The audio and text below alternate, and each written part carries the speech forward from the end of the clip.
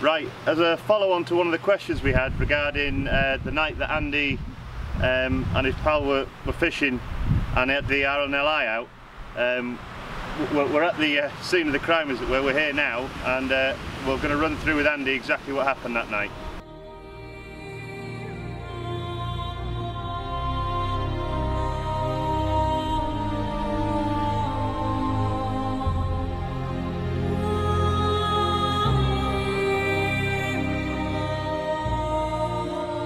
Right, so take us back to how it all happened. Well, it was a February day. We come down, done exactly what we'd done here really. The sandbar was totally uncovered at the time when we fished out onto the sandbar. When we got here, there was a lot of anglers stretched out along the main stretch. And to the right hand side where we are now, it goes quite shallow, and we ended up just going there for the fun of it. You don't really pick all the big ones up there, it's just a case of just getting in. But we really done it so we could fish back to this spot. The cliffs, it's one of them. I've fished it hundreds of times. This rock where we stood on now, we used to have a tent, and there would be me, Edward Riley, Lee Greenaway, Shane Clark, Scott Mills, and we would be all cuddling up in this tent. No covers, nothing. We had water, we had weights, we had everything down here. And we used to spend days down here. We have campfire, as you see now. Some of the wall, what we built afterwards, is still there to protect us from the wind one night. Jordan Cove actually built that. And just following out with the tide, loads of good sessions, loads of good memories. Fished it hundreds of times in the night times, really good fishing at. And it happened, we basically got back and fished the tide back. And as you've seen what we just done, you get cut off. Yeah. So you get cut off on this rock for 4 hours, no matter what. You got no way of getting out. The only way you got is that, and without ropes or nothing else, you ain't climbing that. No, this seems to have, where stuff has fallen, what you can see behind us now over the years, it's made it less steep. But we're on this rock, and I'll go through what happened now with you. Yeah, great. So at high water was about 2:30 that night in the morning. And it must have been getting up. We had just been cut off to the point where we had around 4 hours before we could get actually off if we wanted to go home. But the intention was to fish back out and then fish all night through to early hours in the morning. And I'm sitting down here. It's a bit cold, as you would imagine, in February, open flat big blonde. So we got these mini Mac baits, and me and Scott's on this rock slamming them out to the horizon, and ratchets on them are set. So I'm sat here like I am now. Nice cup of coffee, sitting down chilling out. Scott's lied out down here to the right of me in his flotation suit, trying to get some sleep as normal. And Scott's ratchet went straight off. So he's got up, and he's in this position now with the fish. He's winding on, rod bent over, fish on. It looks a nice bend in his rod, ray on. I've come down the left hand side, as I'm about to show you in a minute, so I'll stand where Scott is catching the fish. And I'll go down where I was stood. So as you can imagine now, pitch black at night, sea rolling in, tide coming up to roughly this boundary mark here on an incoming tide, and I'm in the surf. So as I'm coming around where his line's coming around, but there's boulders out to the right hand side of us now, so I'm going to go in position where I stood. Scott's up the top, real bent over, pumping his fish up. And as I'm stood here, you get the rolling the waves, the sound, you imagine at night time as well. There's the wind. There's a rolling sea, and all I heard was a bit of it was like rumbling at first. I didn't even imagine what it was, didn't even think. But as I turned around with my headlight, as the cliffs behind us, you were talking probably, I don't know, I wouldn't like to say, it's got to be 600 foot, which is, it's high, and you see these boulders here now. I can't even pick it up, but that's like the size of 2 basketballs. Even that, if I pick this up now, that there, coming down off there, if that hits you, exactly what happened there with that split. Come down, hit the rocks where the platform Scott was on, smashed off into pieces and went right into the water. The spray of the water come back up at me, and then you can see where the rubble is behind, where the cliff had come away, and it was coming down onto the platform to the left-hand side. So we're on pitch black, incoming tide where the cliffs come down. So I'm going to come back up now. I said to Scott, get out there, he's got the fish on. I said, get out! He popped his rod down and jumped down onto these lower platforms to here. So it's pitch black now, we're both on these rocks, we've got a cliff face behind us, you can see the cliff behind us as well. Now, with the cliff coming away and rocks sliding down, we're not safe nowhere underneath this cliff. We actually come out onto this point here. Just thinking that by getting on this point here, give us enough way away from where the rocks are. But if James turns the camera back up now, you'll see all the bits of rocks and that will come away from the cliffs each day and each week and each month.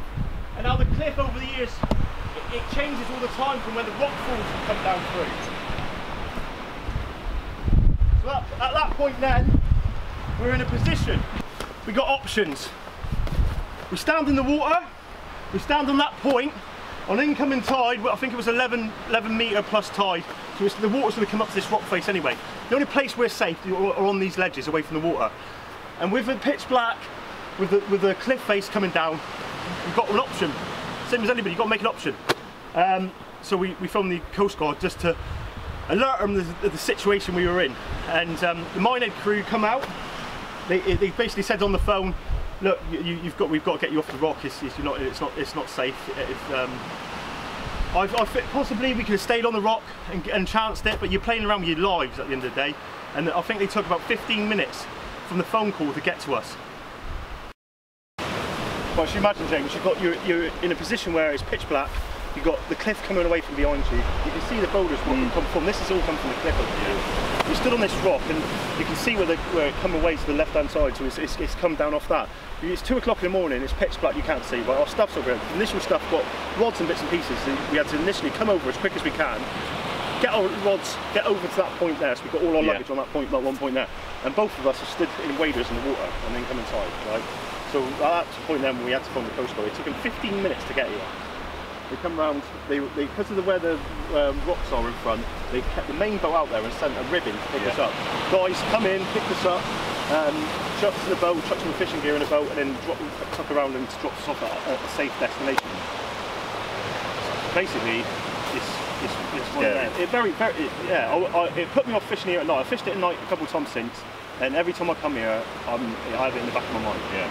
And it's, at the time, yeah, there was a lot of anglers, like decent anglers were saying that we shouldn't have been here, we shouldn't have been up, fair enough, we maybe shouldn't have been here.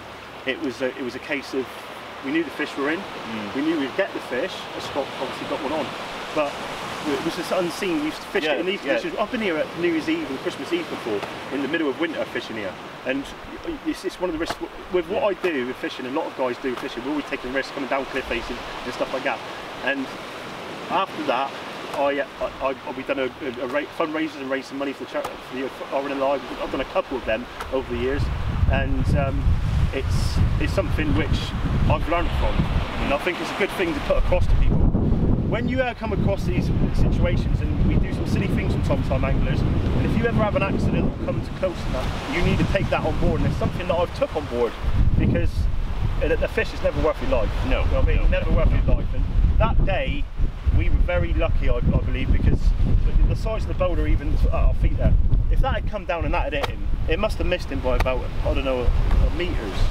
And if that had come down and hit him, he'd have known it. And he says to the day, he remember us being over the rod, he remembers like that, and he's thinking, what? It's like an explosion. Yeah. And he's like that, so he's off onto the side of the edge, but he's got his rod in his hands still, and he's stunned, isn't he? He don't know what's happening. He's like shocked. And his shock's kicked in, and I've literally shouted at him, and he dropped his rod and launched on over there. And you can see what's the left-hand side here now, where the landslide had come down. But it's gone away over the years and different things. But it's scary moment. Yeah, I took a lot of stick for it. And but you would have been here walking a dog, and it wouldn't have. To me, it's something out of my control. I've fished it loads of times. I can't predict landslides. I can't predict that sort of things. We knew we were going to get cut off at the tide, as we were said. And the RNLI at the time, they said it was a good exercise. It was good for the recruits to come in. It was nice evening. It was good for the recruits to do. But it was, at the end of the day, but with the stick I got at the time, and what I was trying to put across to people, is I had a question asked to me before, would you do it again? And my answer is, if I was ever in that position, I wouldn't hesitate. No. If I was in that position, and same with a lot of anglers, you might get the mickey taken out of you and stuff like that, but if you got someone breaking into your house, you're going to phone the police, aren't you? after you're in bed. If someone hits your car in an accident, I mean, if you're in an accident, you phone an ambulance. For us as anglers, that's our safety, isn't it? Yeah. Our 999 of the Coast Guard is emergency services is the paramount. It's paramount. Yeah. If you're ever in trouble, don't hesitate. Yeah. Never ever. I wouldn't. A lot of people ask me, and a lot of people would think after the stick I got out of it, no matter what. If you're in down here and I've been down here before, and I've met an old guy and he broke his elbow. He fell over and broke his elbow, and he couldn't get up the thing. We had to help him get back to where he was. But it's one of them. I know I've had the question asked to me hundreds of times, and we're doing this uncovered, and I thought, while we're here, it's nice to include what actually happened or gone through it and that.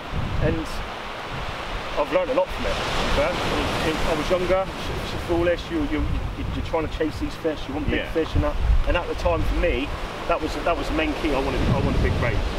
If I wanted a big raise, I'd do whatever it took. And some of the stuff you've seen, what I do now, is extreme to go and get fish. But where you're, it's scary night. You've got to take it on board. We're fishing, forever learning. No matter who you are, what you're doing, you're always forever learning. We all make mistakes. We're only human. I mean, no matter if you come down a cliff, you fall on a rock. I know anglers will trip over and fall over, and they've had near accidents and near death situations from fishing. But when you're doing the sort of things we're doing, week in, week out, accidents are bound to happen. Yeah. And fair enough, young and foolish a little bit. We were in the wrong place at the wrong time, but I think I've done enough to make up for the evening. We've done loads of fundraisers for the Island of Light. We've raised a lot of money over the years for the Island of Light, and it's a cause which is close to my heart. You know what I mean? If I ever got asked for a charity or or stuff like that, it would always be the Island of Light, because what those guys do week in, week out is phenomenal. You watch some of the videos that we had going through the Island of Light thing. You see what they do, especially the Cornwall coast as well. And that's a very, very dangerous coastline. I know Craig Pope fishes a lot down there and stuff over the years, and like the rumps and the places like that. It's just wrong conditions. You've got to be really have your wits about you. I mean, it's all high. With the swells running and stuff like that, you've got to make sure you're right out of the way, because the swell could be down there 1 minute, and next minute it's up there. It's just it's one of them. But that's basically what happened on the evening. Like, I don't think I can answer no more questions. No. As you can see, James, from what we were faced with, you're in front of it now with the how high would you say that is? Yeah, it's got to be 500-600 feet. Yeah, isn't it? Definitely. And even a stone the size of half a football, a mini football, that hits you from that height. Yeah, even if 3 pounds coming at 40-50 mile an hour down the hill, it's going to break bones. Yeah. If it doesn't kill you. We were still able to tell the tale, and that's got a lot to do with the Island of Light for the day. But I know it's a question I'll probably always have, and it always sticks with you. It always will. But it's I'm not really embarrassed by it. To be honest, in a way, I'm glad it happened, because it taught me very quickly that you can't muck around with surroundings, especially the sea. So it doesn't stop for anyone. The tide don't wait for no man. No, the tide don't wait for no man. But we're nearly getting time to fish now, so we're going carry on with our fishing. But obviously, part of the uncoverage, you get up and close, and that's the first time I've been back here with the cameras. And as you can see, it's a very dangerous situation. It's not very nice to venue in the daytime. No. Imagine being here in pitch black. It'd be scary, especially if you couldn't see it coming. No. Craig Pope's down here with us at the minute, and he's fished at night time as well. And like you said, you can't tell where you are. When these cliff faces, they all look the same at night time. And there's a point where we obviously come down the rope here, and normally we put something so when we're shining our headlights, it will pick it up. Because the amount of times I've walked past that is unreal. And you're walking up and down the coastline thinking, where's the rope? You can't find it. Yeah. But it's one of them, isn't it? We had no chance climbing that. No, you've been worse frosty condition. If we had climbed that and fell, we'd have been in the worst situation. You know what I mean? And we did spend time, and that made it worse with the incoming tide, really, because it was gaining on us, thinking of what we're going to do. Because we didn't want to phone the island. You know what I mean? We're thinking we've got to get ourselves out of this situation. And that was the last thing we could do. Is phone. So that's what we've done. But anyway. I hope everybody enjoyed that, because I didn't. But yeah, but that's how it is. I know the question got asked, but that's what it is. So we'll get on with the next questions.